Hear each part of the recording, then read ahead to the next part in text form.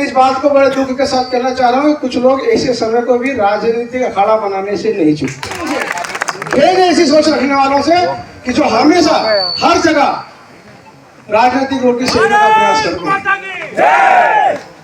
ये नरेंद्र मोदी जी की सरकार है।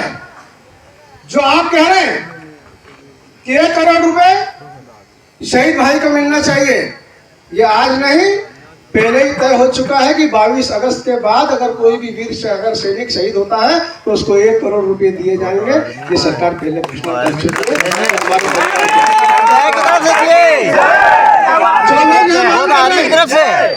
जो लोग यहाँ मांग कर रहे हैं 1 करोड़ रुपए देना चाहिए, मैं उनसे आपके माध्यम से पूछना चाहता हूँ कि आपकी भी सरकार थी लंबे समय तक, आपने कितने करोड़ रुपए दिए अभी तक वीर शहीदों को?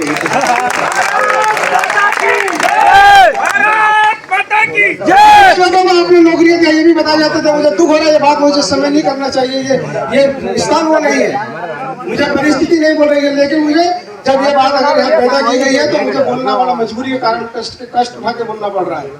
भारत की सरकार को, देश की सरकार को, माननीय प्रधानमंत्री नरेंद्र मोदी जी को, जिन्होंने सही मायने में इस देश के वीर सपूतों को श्रद्धांजलि देने का काम किया था, उनकी सेवा देने का काम किया था। क्योंकि पहली बार इस देश में अगर वीर शहीदों के उनके पार्थिव शरीर को उनके परिवार तक, उनके घरों तक पहुंचाने का कोई निर्णय अगर किसने लिया था तो माननीय अटल बिहारी वाजपेयी जी की सरकार।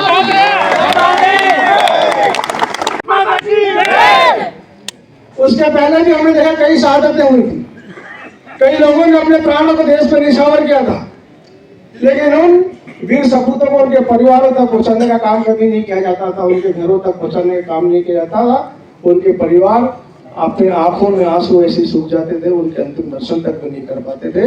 लेकिन आज पूरा गांव जिस प्रकार से उमड़ा है, हर आंखों में जिस प्रकार से नमी थी जो आंसू थे, ये आंसू उनको जो सच्ची श्रद्धांजलि अगर देने का मौका अगर मिला तो हमारी माननीय अटल बिहारी वाजपेयी जी की सरकार के कारण मिला।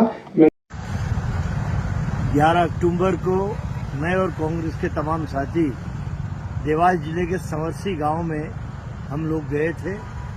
वहां पे शहीद संजय मीणा का निवास है, उनकी शहादत हुई। उनके पार्थिव शरीर के साथ हम लोगों ने गांव में जुलूस निकाला। अंतिम संस्कार के बाद समय श्रद्धांजलि की सभा होती है।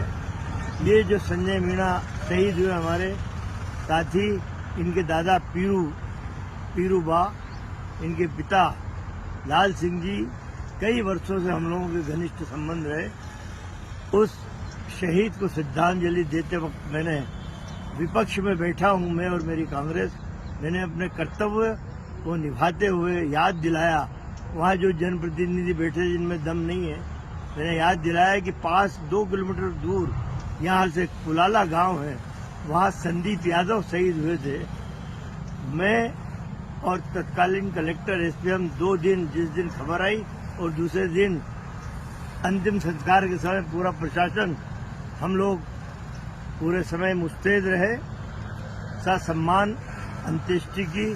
और 1 दिन बाद ही मैंने 1 करोड़ रुपए का चेक उस शहीद के परिवार को लाके दिया, एक व्यक्ति को शासकीय नौकरी दिलवाई। ये मेरा कर्तव्य था, मैं जनप्रतिनिधि हूँ। विपक्ष में बैठ के यदि मैं उस शहीद परिवार के लिए ये सुविधाएं जो शासन ने निहित किए यदि दिलाने की बात करता हूँ तो वहाँ बीजेपी की जनप्रतिनिधि को लगता है कि राजनीति हो रही है। अरे राजनीति नहीं, ये तुम्हें अपना कर्तव्य याद दिलाने के लिए सांसद जी आए नहीं। सांसद जी दिल्ली बैठते हैं, रक्षा मंत्री राजनाथ सिंह जी वहाँ बैठते हैं, उन पर भी मैंने टिप्पणी की कि भैया सांसद महोदय, शहीद के गांव तो आ जाओ, उसकी गांव की मिट्टी को माथे से लगा लो और अपना कर्तव्य निभाओ। मैंने इसलिए सांसद जी का नाम लिया कि जो वर्तमान प्रतिनिधि वहाँ बैठे थे उनमें तो दम नहीं है कि वो दिला पाए। 1 करोड़ रुपए दिला दीजिए माननीय भाजपा की जनप्रतिनिधियों। उस शहीद परिवार को सज्जन वर्मा ने तो 1 दिन में दिलाया था। यदि जरा भी दम हो, यदि संवेदनाएं जीवित हो, एक महीने का समय देता हूँ, दिला दो। दूसरी बात, जो माननीय विधायक जी वहाँ बैठ के चक्कर पकड़ करके तालियां कुटवा रहे थे, उन्होंने कहा राजनीति का ज्ञान कम है, इतिहास का ज्ञान कम है।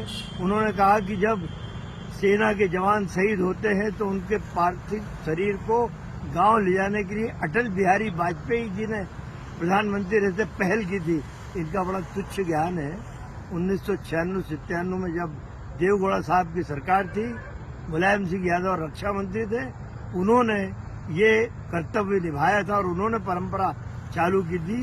तो जरा अपना ज्ञान भी सुधार लें और पत्रकार बंधु, आपके लेखनी में बड़ा दम है, जरा अच्छी लेखनी लिख के जो लोग कर्तव्य पथ पे देश की रक्षा के लिए बढ़ते उन्हें न्याय दिलाने का काम कीजिए।